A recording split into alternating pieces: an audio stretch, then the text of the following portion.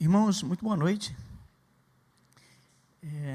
Prazer estar aqui de novo nesta igreja, né?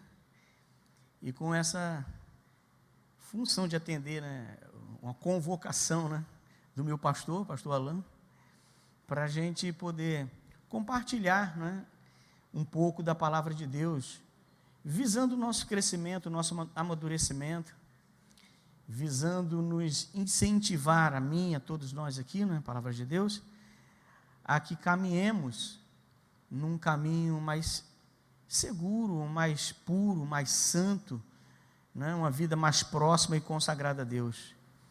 Também uma vida de vitórias, né, uma vida de orações respondidas, uma vida de felicidade e paz em momentos difíceis, né? Eu espero do fundo do meu coração que, independentemente do momento que você esteja passando, você está desempregado, está doente ou tem alguém doente na sua casa, ou se você teve alguma perda de um amigo, de um parente, enfim, o que eu desejo é que a reflexão na palavra de Deus faça com que você, que possivelmente está passando um momento difícil, tenha a paz de Deus, tenha a segurança de Deus. Deus abençoe, tá bom? Eu também quero aproveitar esse momento para dar um recado da minha esposa, ou uma convocação dela. Ela me convocou, e eu concordo com ela, a Cristiane, para agradecer aos irmãos, né? Que durante o período em que nós estivemos doentes, principalmente a Cris, porque a Cris ficou num estado mais grave de Covid, teve que ficar internada, né, por quase 2 semanas, e a igreja foi muito carinhosa com a gente, com orações, com mensagens amorosas, né? Gente ajudando e se solidarizando de todas as formas, o que nos comoveu muito, e as orações, sem dúvida alguma, né? Então, em nome da Cristiane, eu quero agradecer o carinho, né, dos irmãos por nós, num momento difícil que a gente passou, né? Momento de dúvida, de incerteza, de insegurança, de medo, mas Deus, pela misericórdia dele, eu não sei por que motivo, né, ele quis nos curar, graças a Deus. Queremos louvar a Deus por isso. Lógico que, mesmo se tivéssemos tido alguma perda, seria muito triste, mas ainda assim, Deus é um Deus para ser adorado em todos os momentos. Que bom que a adoração nesse momento é pela cura, né? Por nossa permanência aqui, eu quero agradecer a Deus e aos irmãos por isso, em nome da Cristo. Muito obrigado.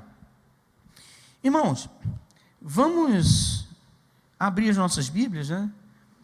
Quem puder em casa, enfim, com o seu celular, seu tablet, enfim, abra sua Bíblia no livro do profeta Isaías, capítulo 53, e a gente vai ler do versículo 1 ao versículo 10. Eu não escolhi exatamente um tema para a mensagem de hoje, mas a gente hoje vai conversar sobre o pecado. Talvez seja um tema que afaste um pouco, né, falar do pecado, um tema meio controverso numa época que a gente vive, em que quase tudo é permitido, ou tudo é permitido, né? Se a gente se sente bem fazendo, faz, não tem problema. Parece que falar em pecado, ou se considerar o pecado, parece ser alguma coisa ultrapassada, fora de moda, né? Parece até um erro em alguns aspectos, né? Às vezes até constrange em falar sobre pecado. Já houve uma época em que os cristãos, eles eram induzidos a viver uma vida de muita luta, de derramamento de sangue, não é? De enfrentamento de autoridades, de enfrentamento de filosofias de vida, não é? Para mostrar às pessoas, através de suas vidas, que o mundo está preso pelo pecado. Hoje em dia, a gente vive uma época em que apontar o erro, ou pura e simplesmente falar de determinados erros, é um problema. A gente não pode. As pessoas, sem querer aqui desconsiderar absolutamente a importância, né, de algumas ciências, como a psicologia, psicanálise, etc., que são importantíssimas, diga-se de passagem. Enfim, eu apoio e concordo que quem precisa vá a esses profissionais, sem dúvida alguma, não é? Mas, às vezes, parece que algumas ciências dessas começam a trilhar num tipo de pensamento, de conduta, de doutrina, em que as pessoas não podem ser mais contrariadas, não podem ser mais corrigidas. Não é? Você não pode falar alto, porque tudo isso parece que vai gerar transtornos na vida de quem recebeu, vamos dizer assim, a reprimenda, né? Que parece que é para a vida toda. Eu tenho para mim que algumas coisas devem ser faladas, porque por mais que gere algum tipo de transtorno no momento, vai causar coisas boas para o futuro. Né? E às vezes a gente deixando de falar sobre determinadas coisas para poupar, né, o emocional de determinadas pessoas em determinados momentos, isso pode gerar problemas no futuro. Enfim, claro que a gente tem que analisar tudo isso com muita calma, com muito critério, né? Porque alguns erroneamente falam mal da psicologia, da psiquiatria, enfim, da filosofia, de outras ciências, se bem que filosofia não é ciência, né? Mas de outras áreas do pensamento, enfim, não é?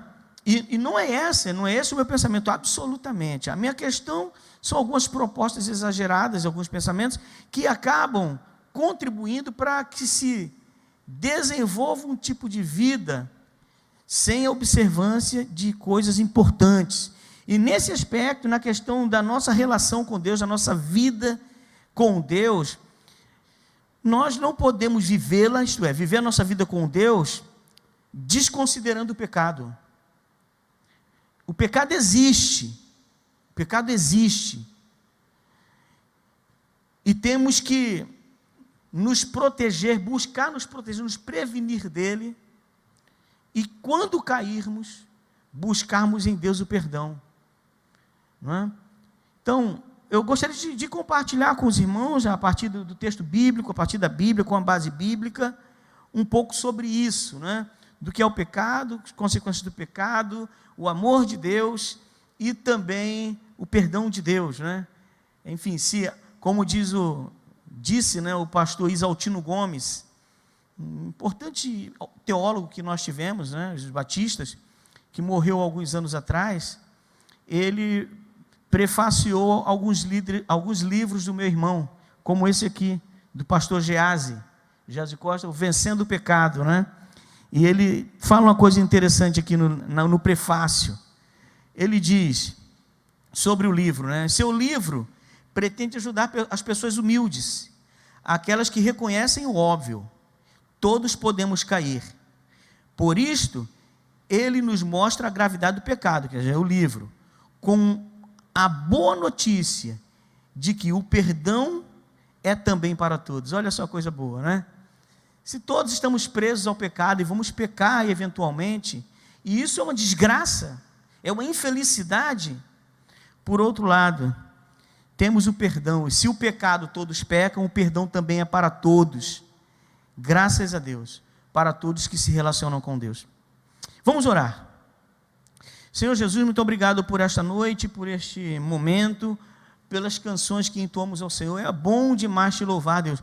O teu salmo, a tua palavra nos diz que aos retos fica bem o louvor, aos retos convém louvar, porque isso é bom, isso nos anima, isso nos empodera, isso nos faz refletir sobre nossas vidas, nos purifica, é uma bênção, Deus, obrigado. E é também uma expressão nossa, de gratidão nossa ao Senhor, por todos os benefícios que o Senhor tem nos dado, pela salvação, Deus, pela família que temos, pelas coisas que temos, pelo emprego que não temos, ou que pretendemos ter, enfim. Também queremos te agradecer pelo benefício do perdão, pela graça do perdão, pela misericórdia do teu perdão. Muito obrigado, Deus, porque seria uma desgraça para a humanidade, uma desgraça maior para a humanidade, se não existisse o teu perdão. Já é ruim demais vivermos num mundo que sobrevive de uma maneira muito dura, Deus, as consequências do pecado na terra. Quanta corrupção, quanta maldade, quantas pessoas com pensamentos e ideias ruins, Deus, quanta doença mental, enfim, Deus, quantas más intenções, quanta iniquidade, Deus. Mas por outro lado, Deus, obrigado, porque se temos essa desgraça, temos a graça do teu perdão. Obrigado, aleluia, esse é o teu nome. A gente não merece, de fato, Deus, mas que bom que o teu amor é ilimitado, e o teu amor por nós não se manifesta somente quando não estamos pecando, mas ele se manifesta também nos nossos momentos de derrotas. Obrigado, Deus, pelo teu amor, pelo teu perdão. Em nome de Jesus, amém. Vou ler o texto bíblico, acompanhem comigo, por favor. Ora, quem creu em nossa pregação? E a quem foi revelado o braço de Iavé, do Senhor, de Deus, não é? Ele cresceu diante dele, quer dizer, como um renovo, se referindo a Jesus, né? Que é enviado, cresceu diante dele, quem? Diante de Deus, ok? Ele cresceu diante dele como um broto tenro e como uma raiz saída de uma terra árida e estéril. Ele não aparentava qualquer formosura ou majestade que pudesse atrair os seres humanos. Nada havia em seu aspecto físico pelo que pudéssemos ser cativados. Pelo contrário, foi desprezado e rejeitado pelos homens. Viveu como um homem de dores. Experienciou todo o sofrimento. Caminhou como alguém de quem os seus semelhantes escondem o rosto. Foi menosprezado e nós não demos à sua pessoa importância alguma. E, no entanto, suas dores eram as nossas próprias enfermidades que ele carregava em seu ser. Sobre o seu corpo, levou todas as nossas doenças. Contudo, nós o julgamos culpado e castigado por Deus. Pela mão de Deus, ferido e torturado. Mas, de fato, ele foi transpassado por causa das nossas próprias culpas e transgressões. Foi esmagado por conta das nossas iniquidades. O castigo que nos propiciou a paz caiu todo sobre ele, e mediante suas feridas fomos curados. Em verdade, todos nós, tal como ovelhas perdidas, andamos errantes. Cada um ser humano tomou o seu próprio caminho, e Iavé, o Senhor, fez cair sobre ele a iniquidade de todos nós. Ele foi maltratado, humilhado, torturado. Contudo, não abriu sua boca. Agiu como um cordeiro levado ao matadouro. Como uma ovelha que permanece muda na presença dos seus tosquiadores, ele não expressou nenhuma palavra. Por intermédio de julgamento tirano ele foi preso. E quem pode falar dos seus descendentes? Pois ele foi ceifado da terra dos viventes. Por causa dos erros do meu povo, ele foi golpeado. Deram-lhe uma sepultura com os ímpios, e ficou com o rico na sua morte, embora jamais tivesse cometido injustiça, nem houvesse qualquer engano ou inverdade em sua boca. Contudo, foi do propósito de Iavé, o Senhor, torturá-lo e fazê-lo passar por toda dor.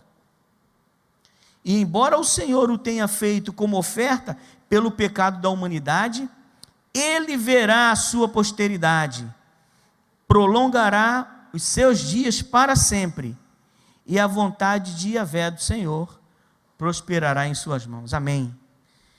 Amém. É um texto lindo e poderoso, revelador e atual, como toda a palavra de Deus, como todo o texto bíblico. É um texto que ele é tão atual que alguns dos próprios apóstolos de Cristo, como Pedro, por exemplo, quando se referiam ao sacrifício de Cristo, em algumas situações citavam mais esse texto, que foi escrito cerca de 700 anos antes de Cristo. Ele citava mais esse texto do que as próprias experiências de quem viveu com Jesus, para a gente ver como é um texto poderoso e como é um texto atual. Quer dizer, esse não, como toda a Bíblia, sua verdade não caduca. E o que a Bíblia está dizendo para nós, que foi revelado ao profeta Isaías há cerca de 700 anos antes de Cristo, esta verdade é uma verdade que grita hoje nos nossos ouvidos, na nossa época, mais do que nunca. Numa época em que a palavra de Deus é desprezada e as suas verdades são desprezadas. Numa época em que o erro, a acusação, no sentido correto naturalmente, a iluminação do erro, mostrar o pecado ou qualquer outro tipo de erro, é combatido pelas pessoas. Este texto vem na contramão do homem, do pensamento do homem, da filosofia do homem, da religiosidade ou falta de religiosidade do homem de nossa época. A Bíblia diz que nós somos pecadores e Cristo morreu pelos nossos pecados. A gente lê num texto, depois a gente vai desenvolver mais e melhor um pouco ele, que diz ao versículo 4, que diz assim, olha, o versículo 3, caminhou como alguém em que seus semelhantes não queriam, escondiam o rosto, etc. No entanto, 4, as suas dores eram nossas próprias enfermidades que ele carregava em seu ser. Sobre o seu corpo levou todas as nossas doenças. Contudo, nós o julgamos culpados e castigados por Deus. Quer dizer, as pessoas viram naquele momento, né? Essa é a visão que se tem do enviado de Deus, que ele é tão castigado, é um castigo tão atroz, que o homem daquela época, e muitas vezes o homem de hoje, atribui esse castigo ao erro dele próprio, como se ele próprio estivesse sendo castigado por Deus. Mas o versículo diz o seguinte no 5, mas de fato ele foi traspassado por causa das nossas próprias culpas. O castigo que ele sofreu foi terrível. E alguém pode pensar no texto, né, de forma que reputávamos a ele o erro, e não qualquer erro, não qualquer pecado, porque a condenação foi atroz. Mas ele diz, olha, isso tudo aconteceu por causa das minhas próprias transgressões, por causa dos meus próprios erros, por causa das suas transgressões, dos teus próprios erros, não por ele. Ele era santo, ele é divino e amoroso. Eu quero ler para vocês, me perdoem, eu tenho aqui quem aqui estuda direito, filosofia, ciências sociais, essa área de humanas, né? Já ouviu falar em Michel Foucault, né? Foucault foi um filósofo francês que desenvolveu um trabalho muito importante, né? Sobre a violência, que influenciou, desde aquela época, até hoje influencia o pensamento contemporâneo, né, sobre essa questão da violência. O nome do livro dele é Vigiar e Punir. Enfim, mas não vamos trabalhar sobre o livro dele. Eu quero ler um depoimento, prestem atenção. Eu sei que às vezes, quando a gente lê, a coisa fica um pouco mais enfadonha, mas vou tentar dar uma dinâmica aqui, para ficar mais legal a leitura. Mas prestem atenção, ele aqui vai estar narrando, Foucault vai estar colocando aqui uma narração de um acontecimento, de uma condenação que aconteceu no século XVI, de um homem que foi admitido culpado por um crime muito grave, né, que é o parricídio, quer dizer, ele matou o próprio pai, né? Então diz assim: Damiens fora condenado a 2 de março, eu falei século XVI, né? Século XVIII, tá? A 2 de março de 1757, então Damiens é o condenado, a pedir perdão publicamente, diante da porta principal da igreja de Paris, onde devia ser, levado e acompanhado numa carroça, nu, de camisola, carregando uma tocha de cera acesa de 2 libras. Em seguida, na dita carroça, na praça de Greve, e sobre um patíbulo são aqueles lugares que eles fazem de madeira, né, que tem aquela catapulta, né, para poder enforcar as pessoas. Pode ser isso também, nesse caso aqui era, né, apesar dele não ter sido morto, enforcado. A gente vai ver agora. Mas, de qualquer forma, só para quem não sabe do termo, né? Vamos lá. E sobre um patíbulo que aí será erguido, atenazado nos mamilos, braços, coxas e barrigas das pernas. Quer dizer, colocaram tenazes. Tenazes são aqueles negócios pontiagudos, né? Que nos mamilos, nos braços e na panturrilha, na barriga da perna, né? Que tem muita pressão e fere, inclusive. Sua mão direita segurando a faca com que cometeu o dito parricídio, quer dizer, matou o pai, queimada com fogo de enxofre, e as partes em que será atenazado se aplicarão chumbo derretido, quer dizer, nessas partes, nos mamilos, nos braços, na perna, etc., se aplicarão chumbo derretido, óleo fervente, piche em fogo, cera e enxofre derretidos conjuntamente. E a seguir, seu corpo será puxado e desmembrado por 4 cavalos, e seus membros e corpo consumidos ao fogo, reduzidos a cinzas, e suas cinzas lançadas ao vento. Finalmente foi esquartejado, relata a Gazeta de Amsterdã. Essa última operação foi muito longa, porque os cavalos utilizados não estavam afeitos à atração, de modo que, em vez de 4, foi preciso colocar 6. E como isso não bastasse, foi necessário, para desmembrar as coxas do infeliz, cortar-lhe os nervos e retalhar-lhe as juntas. Afirma-se que, embora ele sempre tivesse sido um grande praguejador, quer dizer, o cara que amaldiçoava, né? Nenhuma blasfêmia lhe escapou dos lábios. Apenas as dores excessivas faziam-no dar gritos horríveis, e muitas vezes repetia: meu Deus, tende piedade de mim, Jesus, socorrei-me.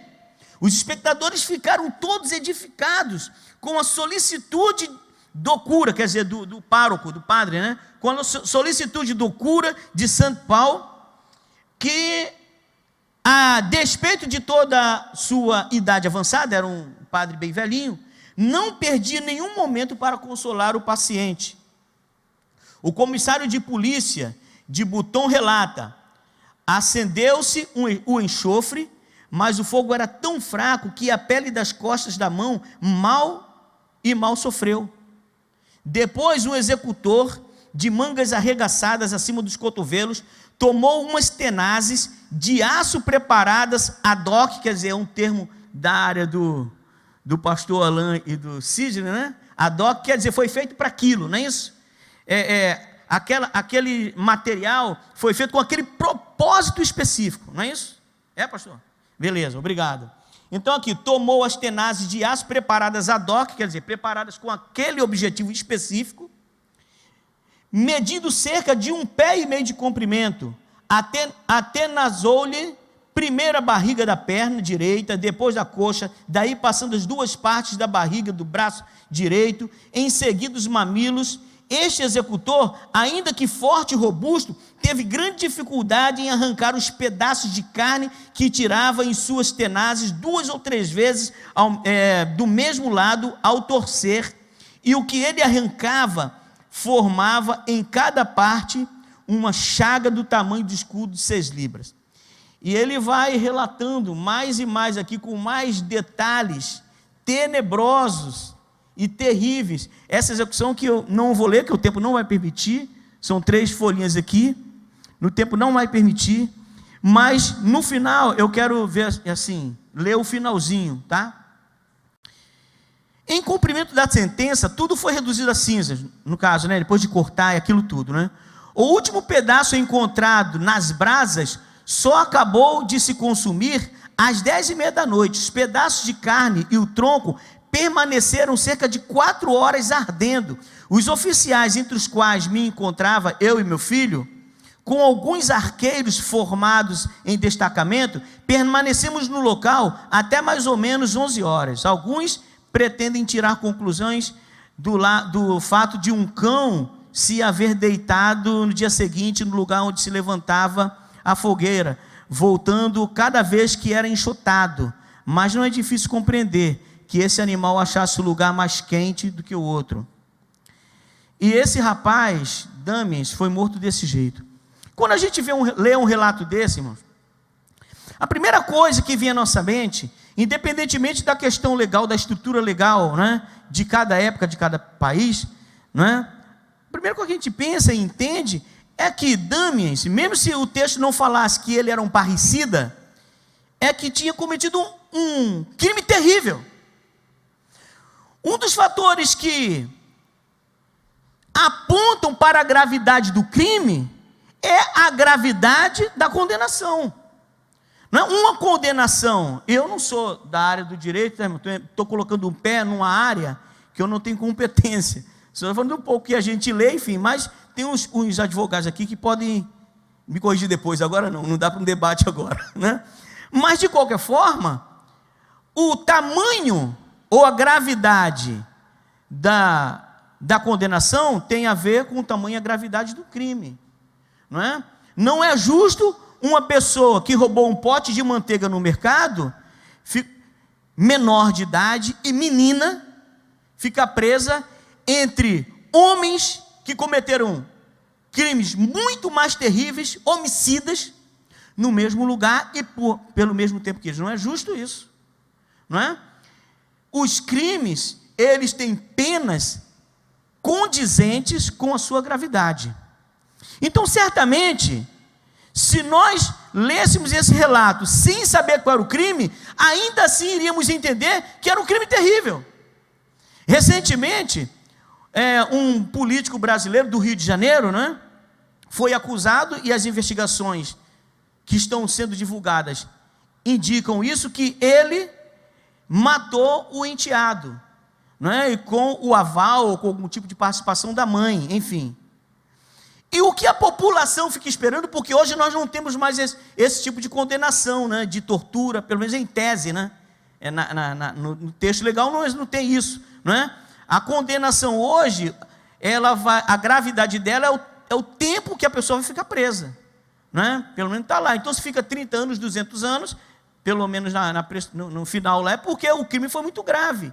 Certamente, se esse casal, que é acusado de ter matado ela, o filho, e ele, o enteado, se ele for soltar a mãe, isso vai gerar uma revolta na sociedade, porque a sociedade vai dizer, isso não é justo.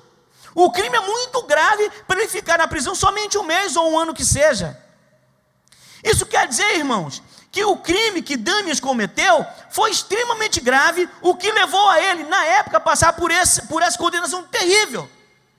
A Bíblia nos relata também sobre o outro tipo de condenação. E essa condenação nos revela coisas importantes. A gente acabou de dizer que ele cresceu diante de Deus como um broto, enfim, ele vai dizendo, ele não aparentava qualquer formosura, era desprezado pelas pessoas, foi desprezado e rejeitado pelos homens, caminhou como de quem os seus semelhantes escondem o rosto. Enfim, aí vai o versículo 6, em verdade, todos nós, tal como ovelhas perdidas, errantes, cada ser humano tomou sobre o seu próprio caminho, e ele levou sobre si, fez cair sobre ele todas as nossas iniquidades. Aí diz o 7, ele foi maltratado e humilhado, torturado, contudo não abriu a sua boca. Irmãos, a Bíblia está dizendo que este que é Jesus foi maltratado, humilhado e torturado. A condenação da época, para quem sofria essa condenação, era uma pessoa que tinha cometido um erro gravíssimo, era uma pessoa que tinha cometido um crime terrível. Eu quero ler uma coisa aqui para você, me desculpe, eu vou ser zeloso com o tempo, mas acho que vale a pena ler isso aqui. É um comentário pastoral do Evangelho de Marcos, do pastor Isaltino Gomes, né? Primeiro ele fala que foi um julgamento injusto, né? E a gente já leu sobre isso. Durante o julgamento, o que acontecia? E assim, alguns começaram a cuspir nele, encapuzaram-no, vendando seus olhos, e esmurrando-o, exclamavam, profetiza! E os guardas o levaram debaixo de bofetadas. Mais uma vez, as excelentes notas da Bíblia King James nos esclarece sobre o sentido do texto. Uma antiga interpretação judaica dos textos de Isaías dizia que o Messias seria capaz de conhecer as pessoas e julgá-las, ainda que com os olhos vendados, apenas pelo olfato. Por isso a zombaria daquelas pessoas mais exacerbadas. Então, isso já no julgamento. Agora, durante aqui, olha, que esse Jesus foi açoitado. Açoitado, em grego, é flagelou, chicotear publicamente. Corresponde-lhe o latim flagellum. Shoura aqui comenta o ato de açoitar um condenado. Pela lei romana, a pena de açoite precedia obrigatoriamente a crucificação. Quer dizer, antes de ser crucificado, tinha que ser açoitado. Ela era aplicada com o auxílio de um flagelo, feito de correias de couro, tendo nas extremidades pedaços de ossos ou bolas de metal. Para receber os açoites, o condenado era amarrado a um poste. Muitas vezes o acusado nem chegava a ser crucificado, porque morria quando era flagelado. A carne e os nervos lhe eram dilacerados. Vestiram-no com um manto de cor púrpura, real. Depois teceram uma coroa de espinhos e a cravaram sobre sua cabeça. E começaram a saudá-lo: salve, ó rei dos judeus. Agora começa o escárnio. Não é uma pequena gozação, como dizemos coloquialmente no Brasil. É um escárnio pesado, que visa desestruturar moralmente a vítima, já bastante machucada fisicamente e psicologicamente, antevendo a cruz. Comenta King James: os oficiais romanos vestiam uma capa, cuja cor vermelho vinho representava a realeza e o poder do Império Romano sobre o mundo. Para zombar da majestade de Jesus, o vestiram como uma ovelha, com uma velha capa, e sobre a cabeça forçaram com uma coroa feita de uma planta, que em grego significa brólios, venenosa e espinhosa, comum na Palestina. Para completar a humilhação, lhe dirigiam uma paródia da tradicional saudação de referência a César: salve César. A púrpura era também a cor usada pela realeza, e ao colocarem um manto desta cor em Jesus, os soldados estão ridicularizando como sendo um rei de mentirinha, e por aí vai. Esta condenação também existiu, irmãos. Alguém foi açoitado, alguém foi machucado, alguém foi humilhado, alguém foi torturado, alguém foi chicoteado, amarrado a um poste e teve a sua carne exposta, seus nervos foram expostos. Alguns homens comuns, como o texto do estudo diz, que nem chegavam a ser crucificados porque morriam antes. Tais eram as dores e o sofrimento que essa pessoa sofria. Só que muitas vezes essas pessoas que eram submetidas a esses sofrimentos mereciam, mas a Bíblia fala de alguém que era inocente, alguém que foi submetido a esse tipo de tortura, não pelos seus erros, não pela sua má conduta, não pelo seu pecado, mas pelo meu e pelo seu pecado. O que a Bíblia está querendo dizer com isto é que, retomando a ideia de que o castigo, a gravidade do castigo reflete a gravidade do erro, é que mostra que o meu e o seu pecado é extremamente grave, a ponto, irmãos, de nós não nos conformarmos com ele em nossas vidas. Muitos de nós temos vivido as nossas vidas cometendo os nossos pecados, vivendo as nossas vidas como se nem considerássemos o que Deus é e o que Cristo fez por nós. Como diz o pastor Gease no livro Vencendo o Pecado, muitos de nós convivem com o pecado e dormem como se estivessem dormindo como uma cobra venenosa, peçonhenta ao seu lado, que a qualquer momento vai morder e vai matar, porque o pecado mata. Romanos 6,23: porque o salário do pecado é a morte, mas o dom gratuito de Deus é a vida eterna em Cristo Jesus. Ponto que eu quero mostrar neste momento, irmãos, é que o seu e o meu pecado são graves, a ponto de ter levado ao sofrimento e à morte, da mais terrível dor física e humilhação e dor mental, psicológica, de um homem que era santo. Certamente, se o Damiens, primeiro personagem que a gente leu aqui, fosse um inocente, ficaríamos revoltados. Cristo é inocente pelos seus pecados. A iniquidade de todos nós significa que ele sofreu como se tivesse sido um pecador, ou que ele sofreu aquilo que, se tivesse sido um pecador, teria sido, teria sido uma expressão apropriada ao seu pecado, mas foi uma expressão apropriada ao meu e ao seu pecado.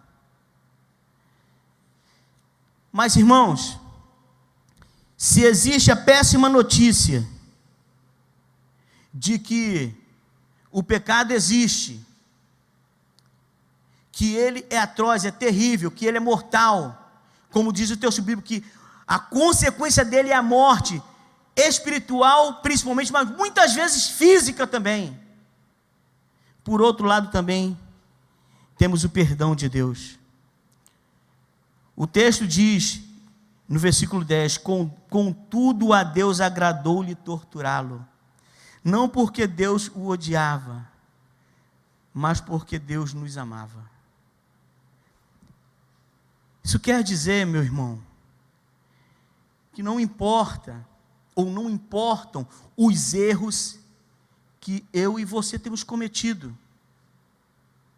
Se uma vez que reconhecemos o nosso erro e nos prostramos diante de Deus, suplicamos pelo seu perdão, Ele perdoa. 1 João 9, se confessarmos os nossos pecados, Ele é fiel e justo para nos perdoar os pecados e nos purificar de toda a injustiça. E isso é algo que deve trazer em nós alegria, sabe por quê? Primeiro porque uma das questões do pecado, e a ideia de pecado, ela está dentro do mundo religioso, porque é a relação do homem com Deus. E uma das coisas que caracterizam o pecado é que o pecado, ele estabelece uma quebra na comunhão do homem com Deus, ele afasta o homem de Deus. Uma vez que temos nossos pecados perdoados, temos nossas vidas restauradas, também temos a nossa relação com Deus restaurada. Temos agora de novo livre acesso para falar e estar com Deus, não por sermos santos sem pecado, mas por estarmos santificados e perdoados pelo sangue e pelo amor de Jesus Cristo. Graças a Deus por isso. É lógico que o pecado, ele entristece, derruba, leva a gente à situação de flagelo, mas o perdão nos dignifica, restaura a nossa alegria, restaura a nossa alma, porque restaura a nossa relação com Deus. Graças a Deus. Graças a Deus, irmão, porque não depende do nível da tua intelectualidade, do nível do teu conhecimento bíblico, não depende, enfim, da tua cultura, de onde você veio, ou até para onde você vai, não importa. O que importa é que qualquer homem que reconheça o pecado, que reconheça que é um pecador e que confesse os seus pecados a Cristo, este sacrifício de Cristo traz como benefício para a humanidade o perdão para os meus e os seus pecados. Isso restaura a nossa vida, deve restaurar a nossa alegria, a nossa felicidade, graças a Deus por isso. Porque o pecado também faz outra coisa ruim, ele desenvolve em nós um egoísmo, faz com que olhemos para nós e desprezemos os outros. Graças a Deus, porque Deus viu como algo bom o sacrifício de Cristo, porque o sacrifício de Cristo é o que nos restaura, o sacrifício de Cristo é o que nos salva, o sacrifício de Cristo é o que nos permite reconstruir as nossas vidas, a nossa alegria, a nossa família, a nossa relação com Deus. Graças a Deus por isso. Graças a Deus. Para finalizar, bem rapidamente, eu não poderia deixar de falar sobre isso, porque se ao mesmo tempo existe a questão de o pecado ser uma verdade e uma desgraça na nossa vida, isso tem que ficar bem cravado nos nossos corações, como dizia lá no exército, tem que ficar na massa do sangue. Pelo menos na caserna dizia isso, ficar na massa do sangue, está aqui, circulando dentro da gente, que o pecado existe, todos somos pecadores, não existe um que não seja, mas todos podem desfrutar do perdão de Deus. Graças a Deus por isso. Agora, mesmo estando nós condenados a pecar, a não vivermos pecando, mas a pecar, A Bíblia, Jesus Cristo nos ensina a tomar atitudes e procedimentos para não pecarmos. E aí é a questão da prevenção. Eu não vou ler porque o tempo não permite, mas vou falar aqui, e eu vou falar rapidamente. No texto de Mateus 5, de 27 a 30, Jesus Cristo dando conselho sobre a questão do adultério, ele diz assim: olha, se o teu olho te faz pecar, arranca, porque é melhor você entrar no céu sem os olhos do que ir para a perdição, para o inferno com os 2 olhos. Se as tuas mãos te fazem pecar, arranca e joga fora, porque é melhor que você entre no reino sem as mãos do que você vá perdido com as 2 mãos. E a mesma coisa para os pés. Jesus Cristo não está aqui fazendo uma alusão à automutilação. Jesus Cristo não está falando aqui que nós temos que pegar instrumentos, tenazes, facas, machados e nos mutilarmos, automutilar-nos. O que Jesus Cristo está fazendo de uma forma simbólica é dizer o seguinte: se o que eu vejo me faz pecar, eu tenho que parar de olhar para aquele lugar. É simples assim, em tese simples assim, mas na prática o que Jesus Cristo está querendo fazer, nos ensinar, é que temos que nos prevenir do pecado, do erro. Então, se as coisas que você vê, as coisas que você lê, as coisas que você toma consciência a partir da visão, se essas coisas te fazem pecar, nem chega perto, nem olha, se previna disso, arranca esse olho nesse sentido. Se as coisas que você manipula, se as coisas que você trabalha, se essas coisas te levam a pecar, não faça isso. Se os lugares para onde você vai te levam a pecar, corta os seus pés, quer dizer, não vai a esse lugar. Cristo nos ensina a tomarmos providências preventivas para não pecarmos. Nós não temos que encarar o pecado. A maior postura de maior coragem diante do pecado, não é encarar o pecado, mas é fugir dele, é resisti-lo, é não ir aos lugares que me fazem pecar, é não tomar posse e manipular as coisas que me fazem pecar, é não ver as coisas que me fazem pecar. Mas se você pecou, confesse o pecado a Deus. Se confessarmos os nossos pecados, Ele é fiel e justo para nos perdoar os pecados e nos purificar de toda a injustiça, porque o nosso pecado existe e é grave. Ele gerou uma morte terrível e atroz de um homem, de um Deus justo e puro, mas não pelos erros dele, não pelos pecados dele, mas pelos meus e pelos seus pecados. Que vivamos assim, irmãos, que entendamos isso, que entendamos essa realidade, que vivamos a nossa vida em santidade, fugindo do pecado, desfrutando do perdão, do amor, da comunhão com Deus, que é consequência do perdão que Cristo nos dá. Que Deus abençoe. Amém.